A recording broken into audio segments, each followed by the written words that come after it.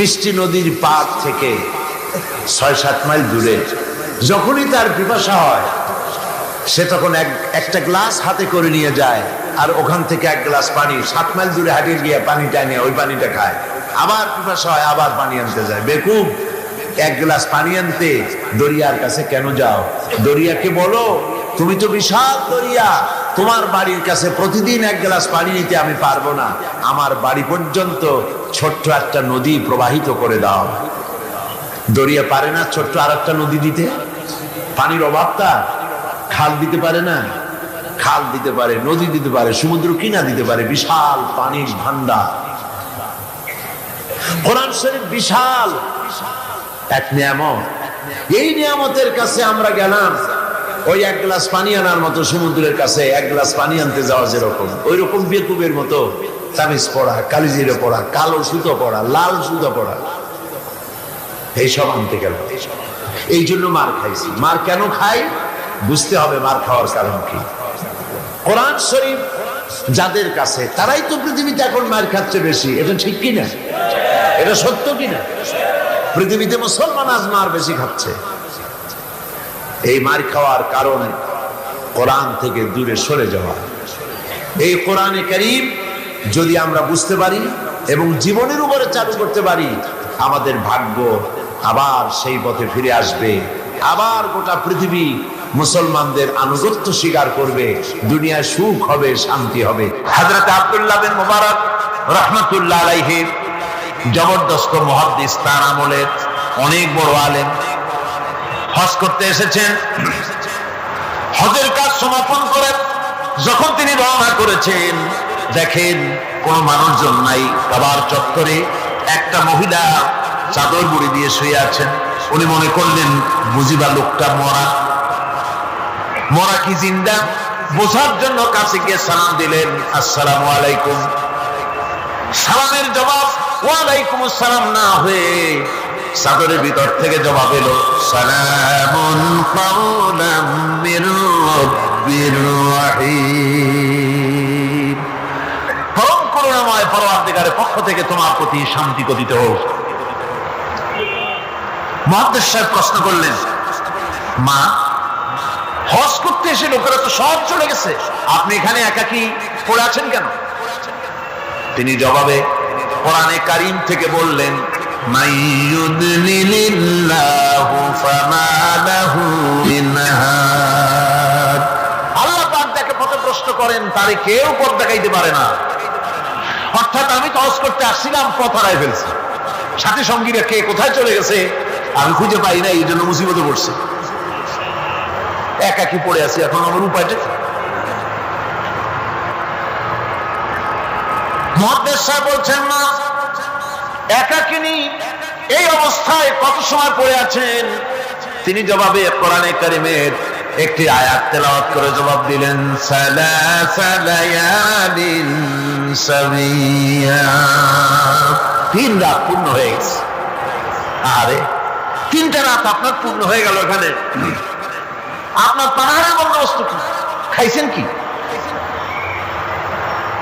বুড়ি জবাবে কোরআনে কারীমের আয়াত পেশ করে মুহাদ্দিসের জবাব দিয়ে দিলেন, আল্লাযী হুয়া ইউতঈমুনি ওয়া ইয়াসকিন।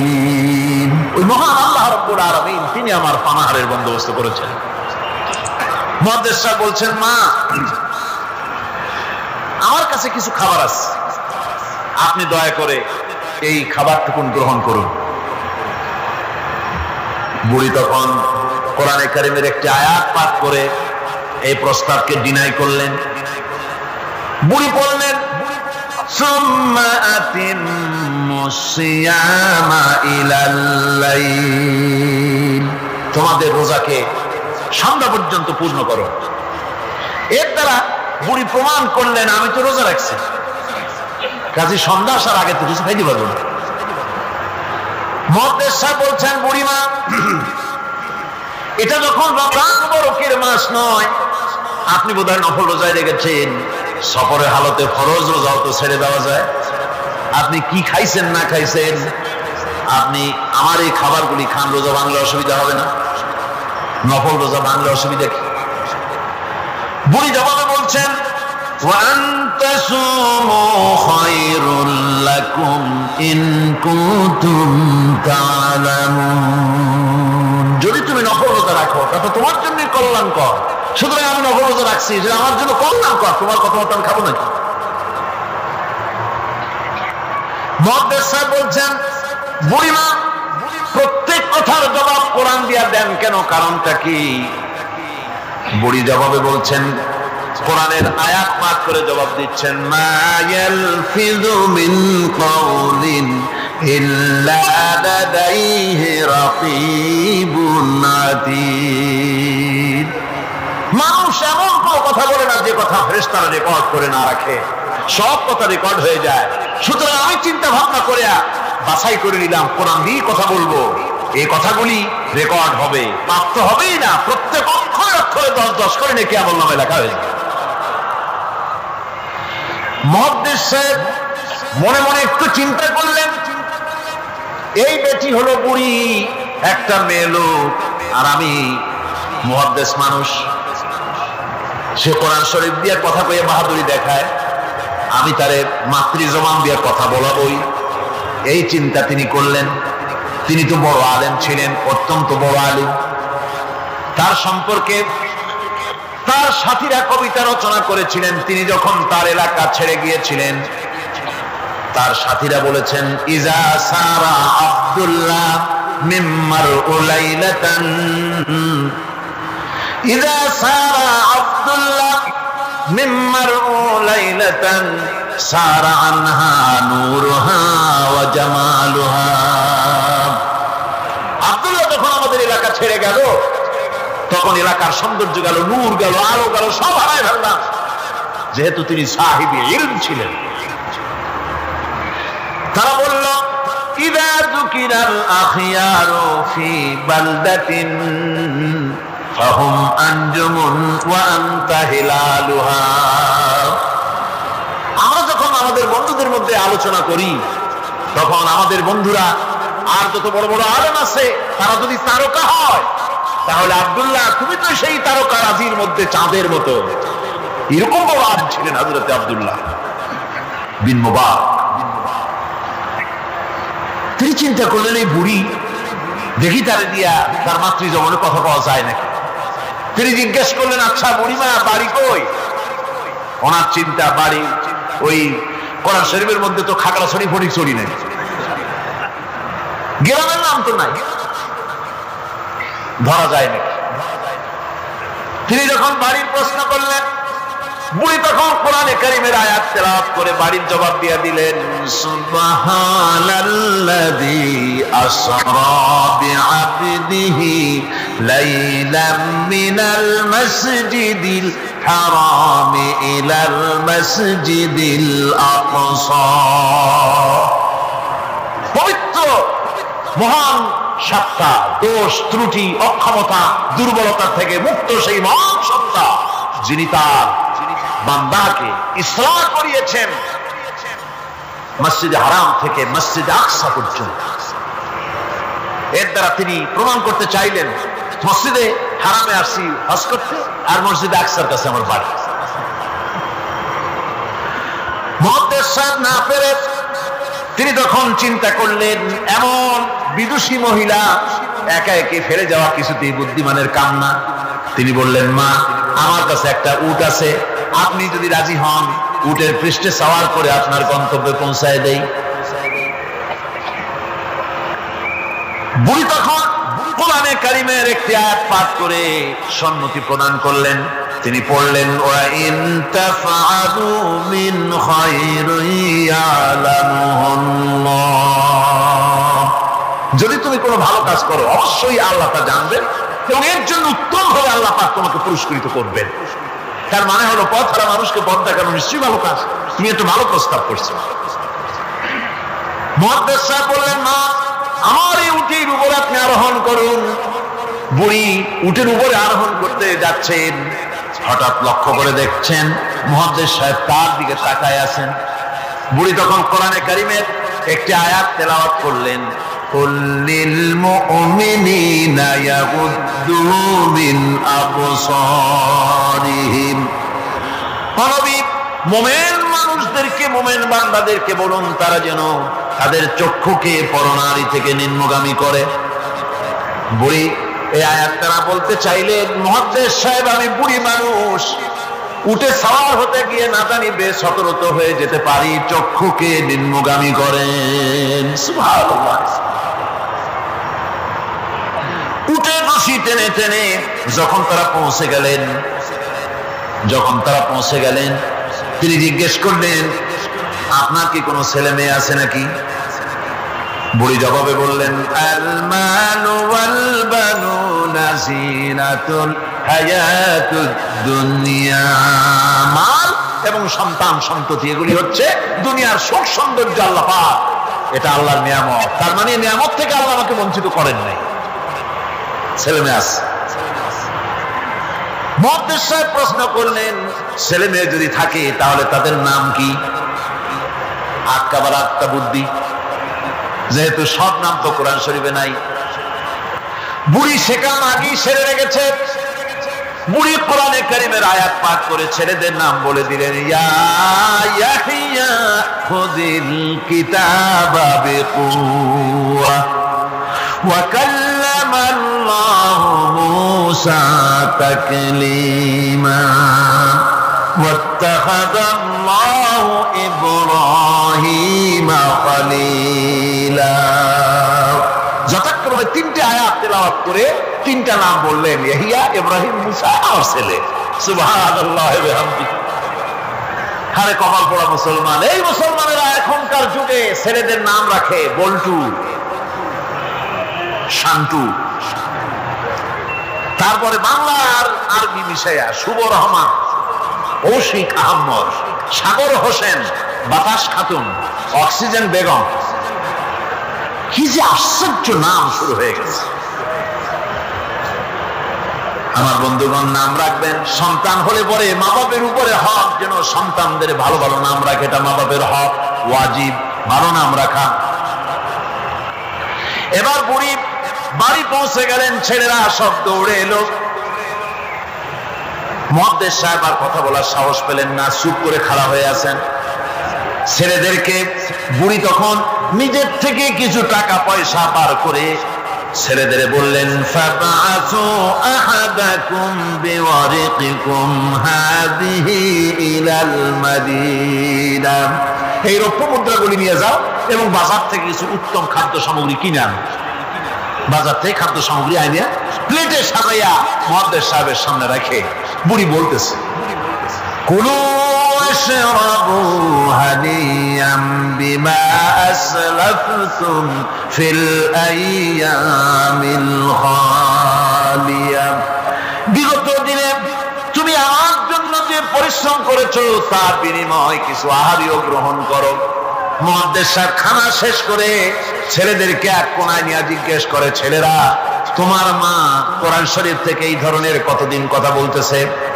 ছেলেরা বলে, মুহাদ্দিস সাহেব আমরা জ্ঞান হওয়া অবধি শুনতেছি আর হিসাব করেছি 1 বছর 2 বছর নয়, আমার মায়ের মুখের থেকে বিগত 40 বছরের ভিতরে কোরআন শরীফ ছাড়া কোনো কথা শুনি নাই।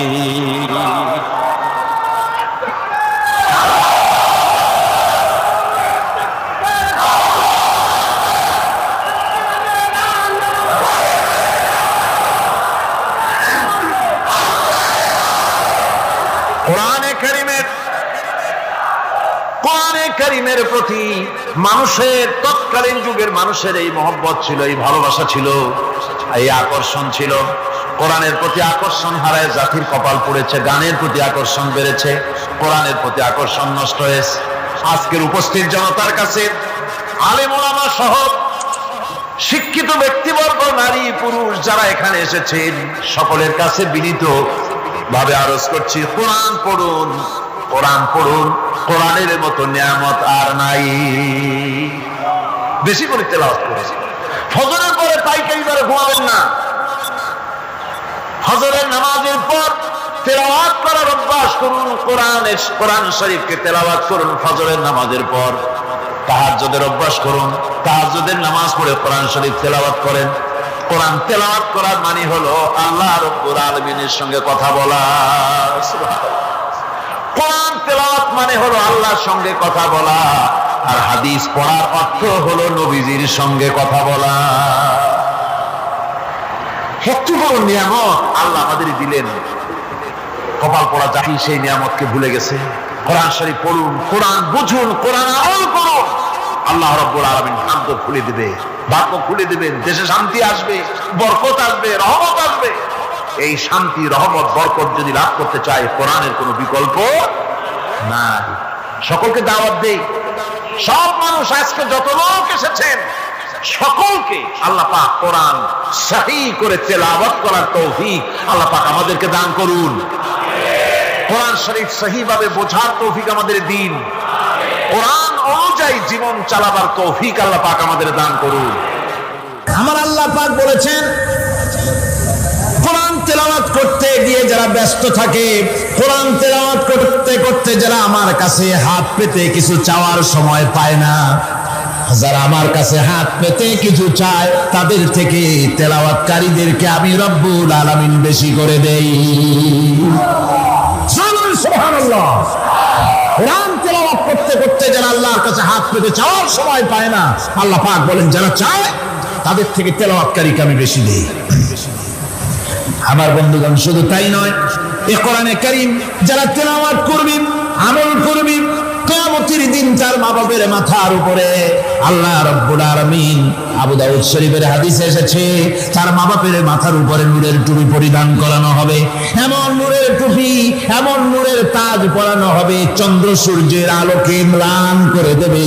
হাসরবাসীরা প্রশ্ন করবেন, এ লোকটি কে? কোন ফেরেশতা নাকি? বলে না। কোন নবী নাকি? বলে না। তবে কি ইনি কে?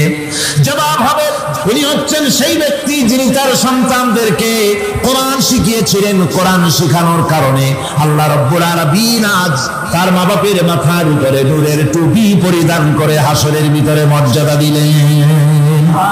কিয়ামতের দিন দুনিয়া মর্যাদা পাওয়া যাবে, আখিরাতেও মর্যাদা পাওয়া যাবে যদি কোরআনে কারীমকে তেলাওয়াত করা যায়, আমল করা যায়, বোঝা যায়, তাহলে এই সমস্ত নিয়ামত আল্লাহ পাক দান করবেন।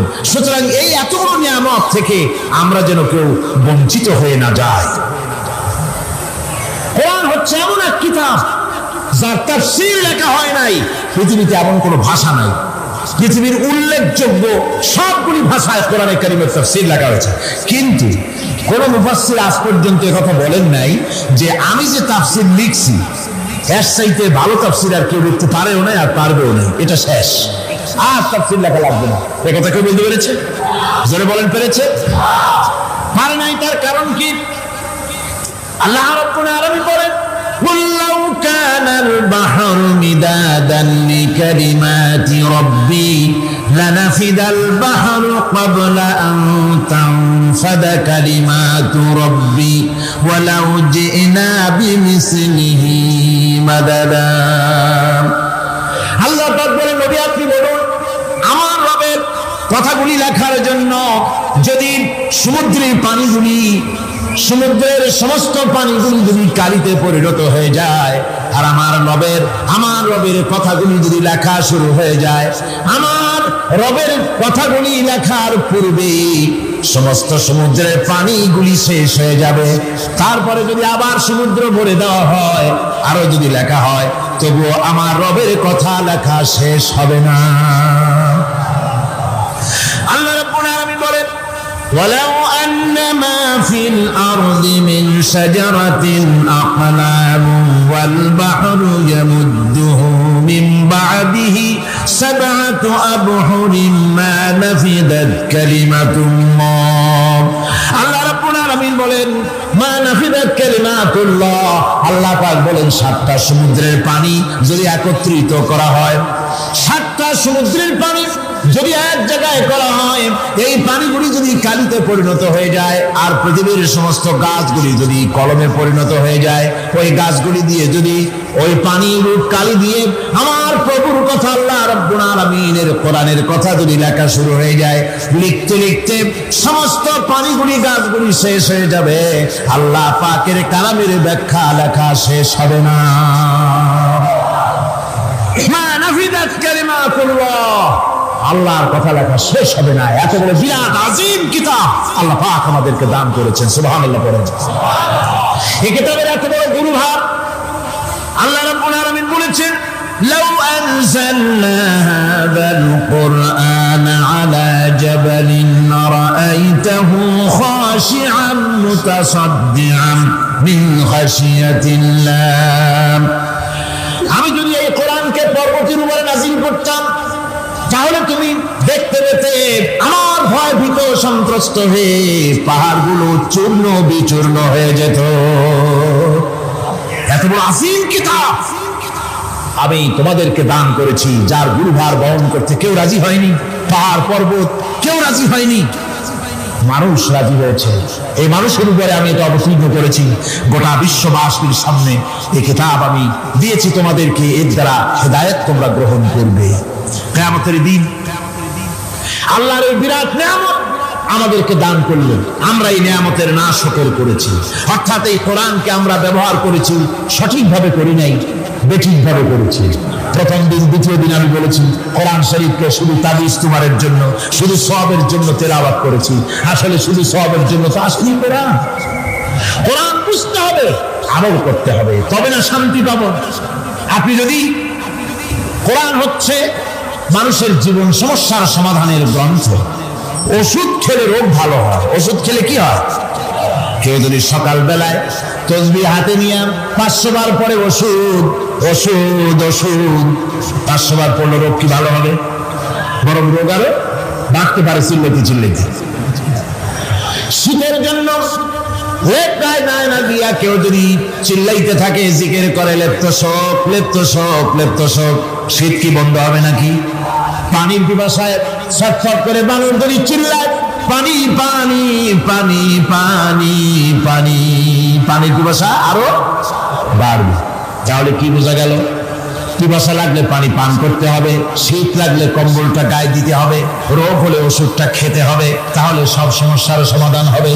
অনুরূপ ভাবে আমরা শুধু কোরআনে কারীমকে তেলাওয়াত করি সওয়াবের নিয়তে, তার হুকুমগুলি জীবনের উপরে আমল করি না বলে আজকের জীবন আমাদের বিপর্যস্ত হয়েছে। ব্যক্তিতে, পরিবারে, রাষ্ট্রে শান্তি নাই, কোথাও শান্তি নাই এই কারণে। আর কিয়ামতের দিন রাসূল আসামি করবেন তাদেরকে যারা কোরআন অমান্য করেছে।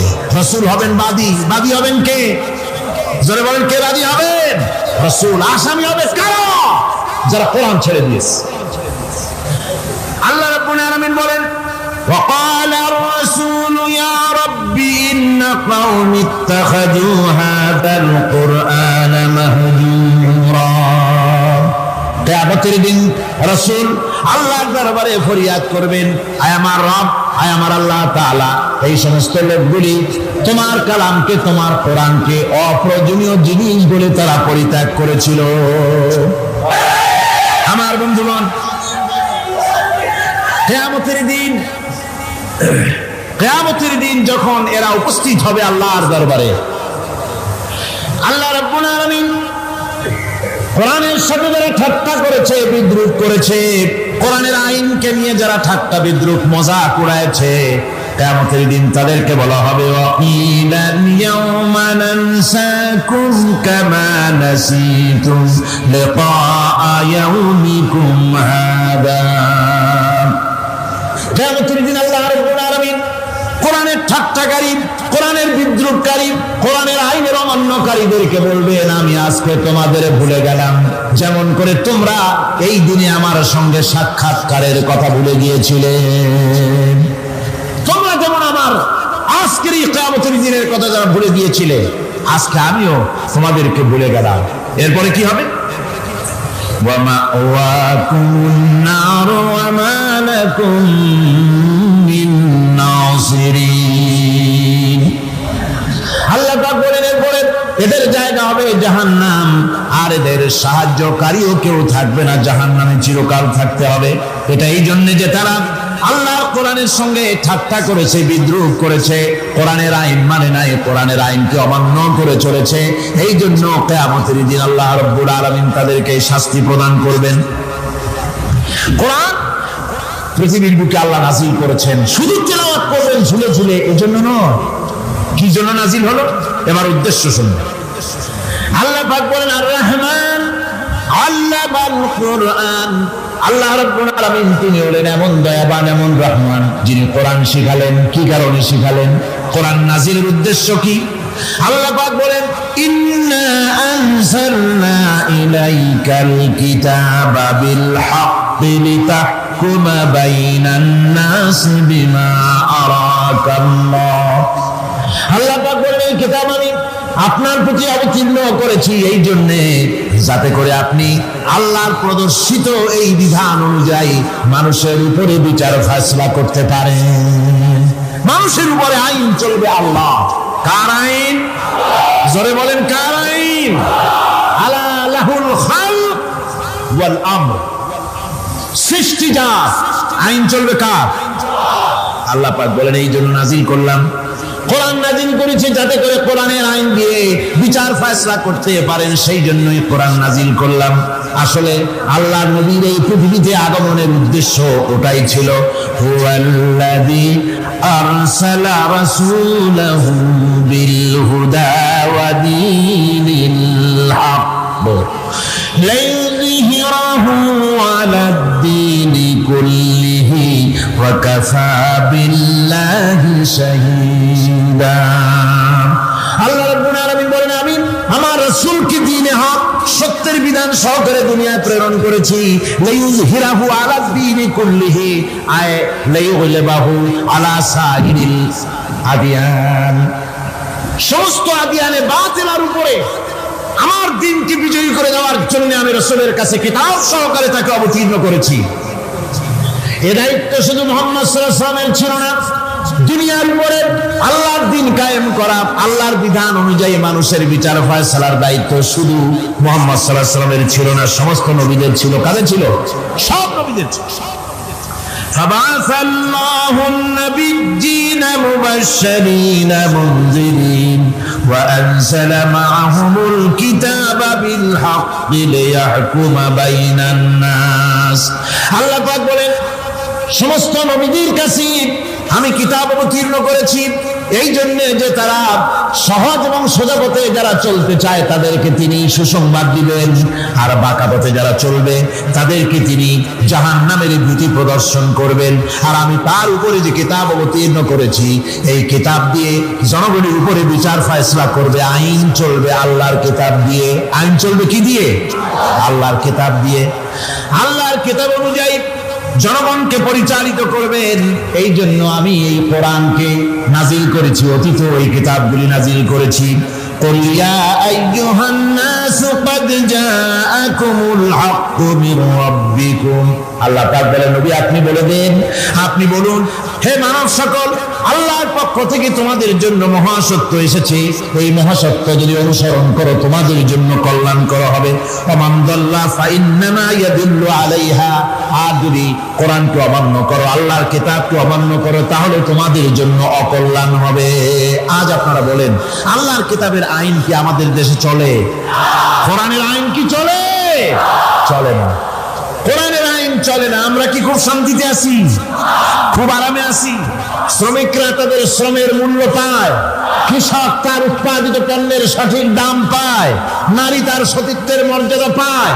জনগণ কি আরামে ঘুমাতে পারে? না, জনগণ রীতিমতো দুবেলা পেট পুরে সমস্ত জনগণ খেতে পারে। এর একমাত্র কারণ হচ্ছে কোরআনের আইনকে অমান্য করা হয়েছে।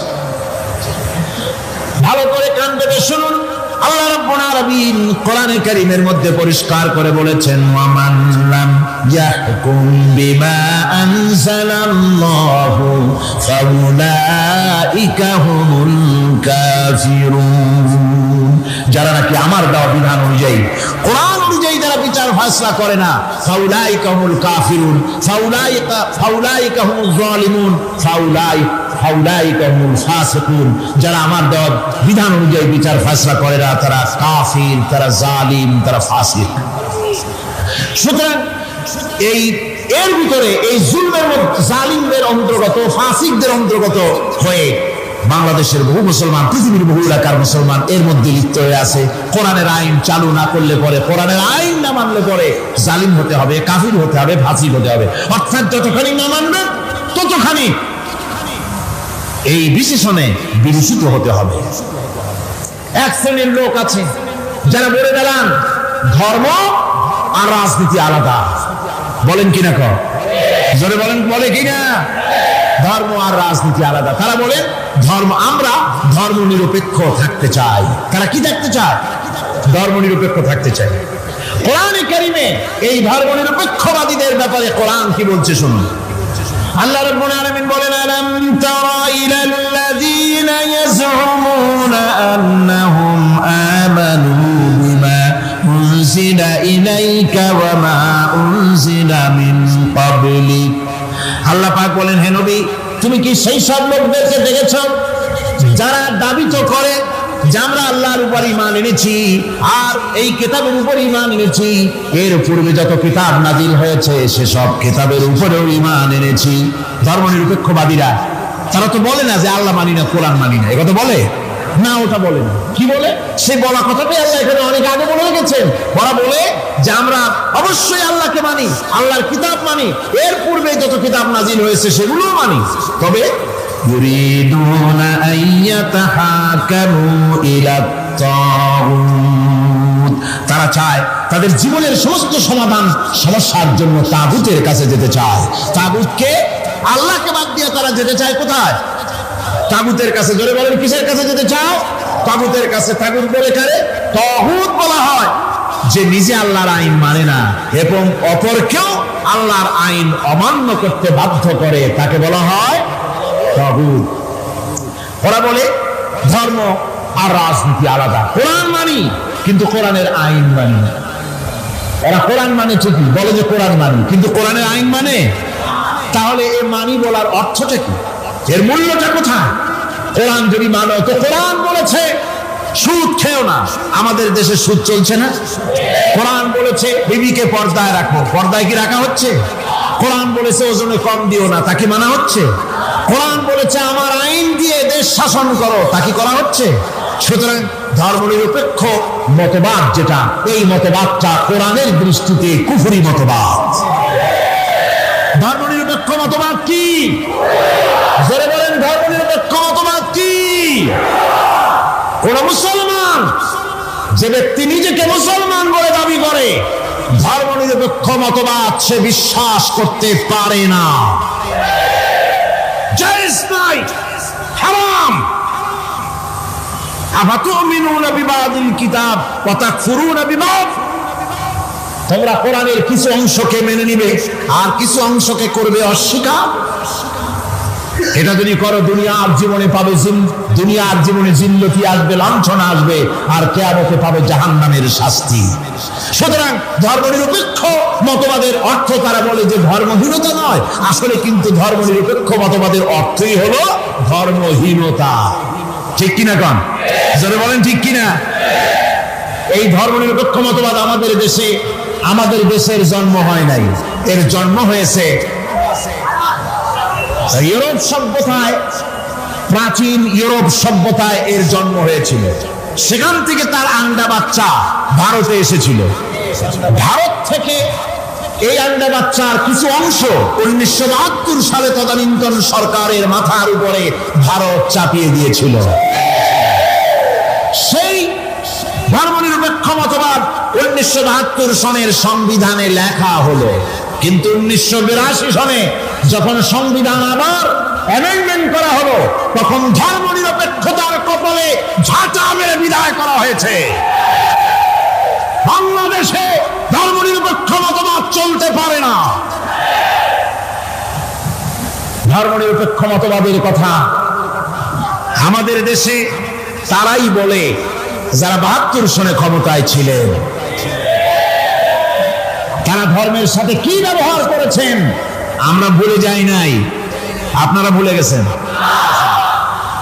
1972 সনে দেশের সমস্ত বিশ্ববিদ্যালয়ের মনোগ্রাম থেকে ইকরা বিসমি রাব্বিকাল্লাযী খালাক রাব্বি জিদনি ইলমা কোরআনে কারীমের আয়াতকে বিদায় করে দেওয়া হয়েছিল। শাসনতন্ত্রের শিরোনামে বিসমিল্লাহকে গ্রহণ করা হয় নাই। শুধু তাই নয়, কোরআনে কারীম যেখানে তেলাওয়াত করা হয় তখনকার সময় রেডিওতে, টেলিভিশনে, ওই 72 থেকে 3 বছর, এবং এখনো সেই দলটি মিটিং করতে গিয়ে, কোনো জায়গায় কিছু করতে গিয়ে আগে কোরআন শরীফ, তারপরে গীতা, তারপরে বাইবেল, এগুলি হচ্ছে মুনাফিকের লক্ষণ। কিসের লক্ষণ? যেখানে যেই টেবিলে, যেই মঞ্চে কোরআন তেলাওয়াত হয়, বাইবেল, গীতা পড়া হারাম, পড়া হতে পারে না। কোরআনের চাইতে শ্রেষ্ঠ কিতাব আল্লাহর দুনিয়া আছে? সমস্ত কিতাবকে রাত করেছে কোরআন। হযরত ওমর রাদিয়াল্লাহু তাআলা আনহু রাসূল করিম সাল্লাল্লাহু আলাইহি ওয়াসাল্লামের কাছে গিয়ে তাওরাতের একটা পাতা পড়তেছিল। হযরত আবু বকর রাদিয়াল্লাহু তাআলা আনহু সেখানে চলে এলেন। এসে দেখেন রাসূল করিম সাল্লাল্লাহু আলাইহি ওয়াসাল্লামের চেহারা মোবারক লাল হয়ে গিয়েছে গোসায়। হযরত আবু বকর বললেন, ওমর, তুই যদি এর থেকে মরে যেতিস, তুই যদি এর থেকে মরে যেতিস, তুই যদি এর থেকে মরে যেতি। 3 বার বলল। হযরত ওমর শিউরে উঠলেন, হতচকিত হয়ে উঠলেন। আবু বকর আমাকে মরার কথা বলছেন কেন? তিনি তাকিয়ে দেখেন রাসূল করিম সাল্লাল্লাহু আলাইহি ওয়াসাল্লামের চেহারা মোবারক গোসায় লাল হয়ে গেছে। হযরত ওমর বলছেন, ইয়া রাসূলুল্লাহ, আমার